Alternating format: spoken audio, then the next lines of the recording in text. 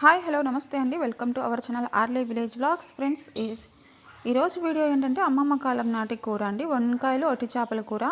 రోట్లో మసాలా దంచి చేస్తే సూపర్గా ఉంటుంది. ముందుగా ఒట్టి చేపలు వేయించుకొని పక్కన పెట్టేసేయాలి. ధనాలు ఒట్టిమిరపకాయలు బాగా దూరగా వేపుకొని రోట్లో వేసి మెత్తగా అయిన తర్వాత ఎండు కొబ్బరి, తెల్లవాయలు, ఎర్రగడ్డ ముక్కలు, కొత్తిమీర వేసి బాగా మెత్తగా దంచి ప్లేట్లోకి అయితే తీసుకోవాలి.